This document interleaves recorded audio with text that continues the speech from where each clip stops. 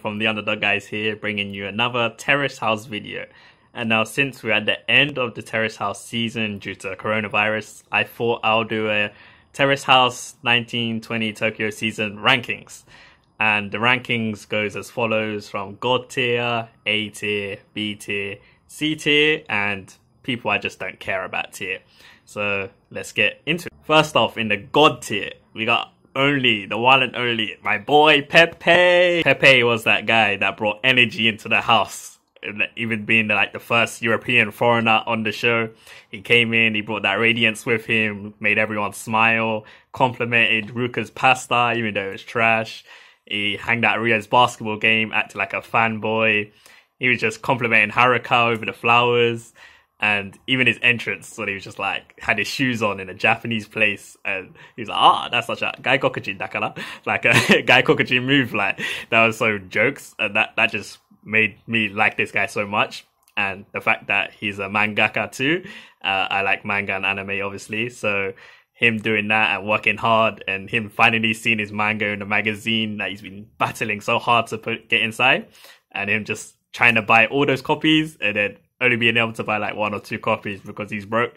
That was just a class, legendary scene that goes down in Terrace House history, in my opinion. Overall, he was a joy to watch, and I hope I see him eventually one day, I hope. And good on you, he's got a good-looking girlfriend with now, so screw Haruka. Now on to the A tier, we have Vivi.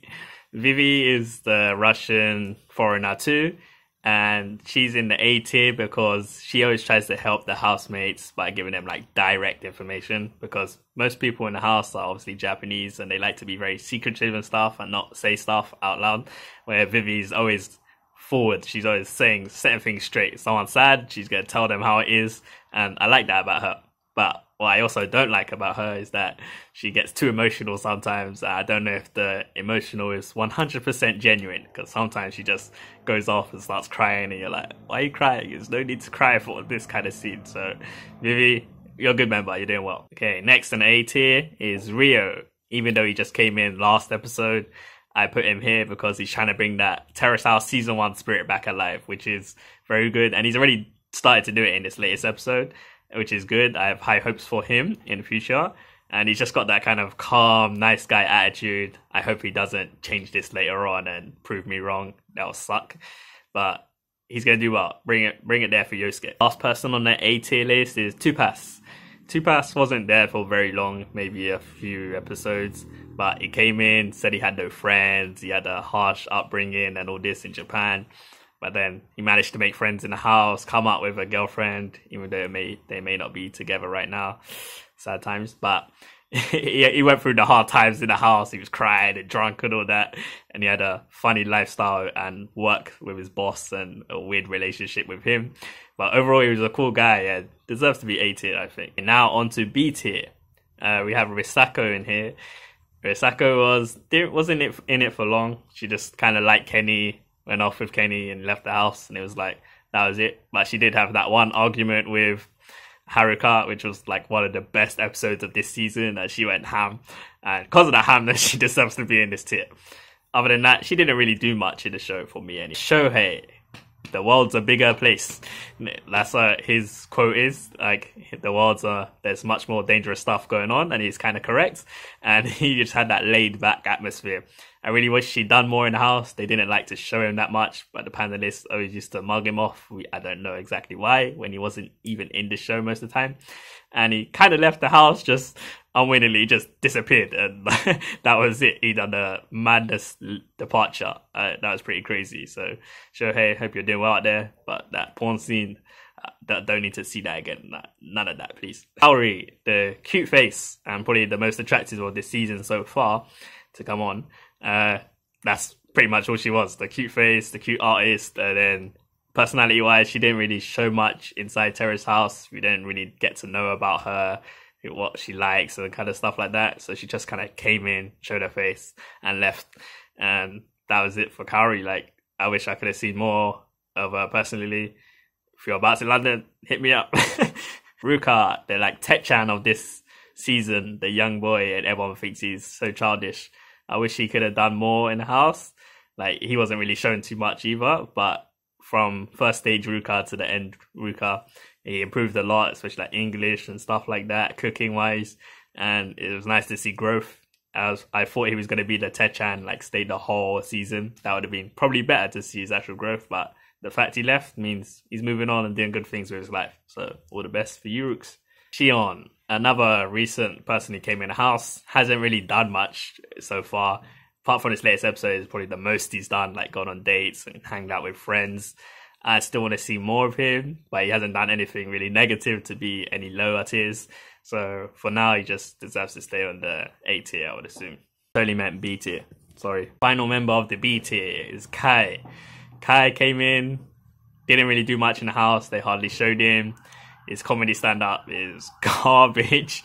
And he left on a bad note with Hannah roasting him for no reason, really. And that's really bad on his character because he seemed like a really chill, cool guy. Vivi could get along with him really well. And it seems like the members didn't really like him much towards the end, but maybe previous members liked him when he was at the house. And I hope he gets his comedy stand-up better, or if he's not going to do that, which he can't, I guarantee, he should focus on his art, because his art is pretty decent. So focus on that, Kai. On a C tier, we have Kenny, Rio, and Yume. Kenny and Rio are like two of the same people in the house that just came at different times, but one's a musician, one's a basketballer. They both just came on the show to make their trade better. So Kenny make his music better, and Rio to make his basketball ability and get his team known. And that's what they came for, basically. They didn't come for a relationship and stuff, but that stuff just came to them. So girls just ended up liking them for no reason. Even though they didn't show much, especially in Rio's case, I did not understand, like, what did this guy do that warranted these girls loving him that crazily? Like, wow. And as for Yume, she's kind of new too, and she doesn't really show much of a personality in the house so far. She just likes to agree with stuff, agree. That's what she's been doing. Not really saying anything. So she should be on this tier. She hasn't shown anything good, but she hasn't really shown anything bad. But the panelists, especially Baba, likes to roast Yume so badly. But in the future episodes, we'll probably get to see why. What Yume gonna do with Shacho. Then from that result, then yeah, your character is gonna be really judged at that point. Other could have done without them tier. And on this tier is Emika, Shacho, Hana, and Haruka, yes. Haruka. Why was Haruka in the show? Haruka is just an interesting character to be on the show. She brought back Yusuke onto the show and then wasted time and didn't end up dating him or anything, kind of toughed him.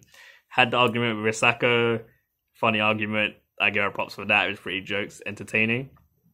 And she also turfed Pepe too. So she done all this turfing. She was like the tough lady of this season, like, even though she wasn't the most attractive.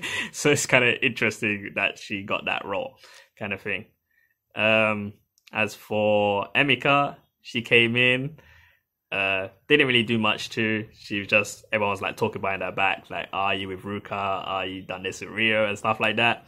And she kind of flaunted it off, like the earrings thing with Rio. Like, she done weird things for no reason. And then the panelists were on her case, like roasting her every time. And so she started to hate the house and like start crying, like, why am I here and stuff like that.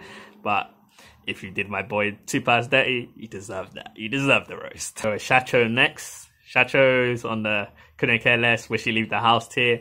Because this guy's just like a creepy guy, like he's using his money to try get what he wants, try getting what he wants, Yume's pants, that's what he wants. So that's what he's trying to get, and Yume's kind of letting him slide in.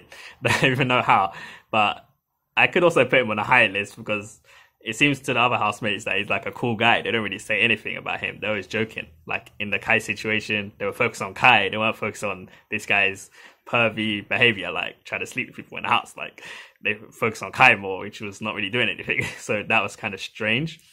And he breaks the fourth wall. He does all these jokes and stuff like that. He knows he's the villain of this series, like. And his final line in this episode that is saying that I'm gonna kill Luigi was just class. Legendary Terrace House status. Last of all, Hannah. What can I say about this girl? When she first joined, I was like, Team Hannah. She seems so cool, so innocent. But then slowly and slowly, when she keeps just getting in love with someone in the space of 2 seconds, that started to get annoying. And when she was in love with Rio, that was probably the worst. When she just kept peeping her head through the window, watching Rio and Vivi talk. It's like, yeah, Emeka, come. And that's so annoying at that point. And then she just got worse and worse, like, in different ways. Like, she was worse because of her relationship and stuff. But when she came to the Kai situation and she got pissed off and slapped his hat, none of that was needed. Like, what was that? And since then, like, none of the housemates have really addressed that kind of thing for her. I'm like, if I was in the house, I'll be wary of this girl. But no one in the house really is. So that's kind of weird for me. So, yeah, Hannah, yeah, you need to leave ASAP. So that's my rankings of Terrace House, Tokyo 1920 season, the members. Obviously, this is my opinion. Maybe you guys will have a different opinion. Let me know what you think in the comments.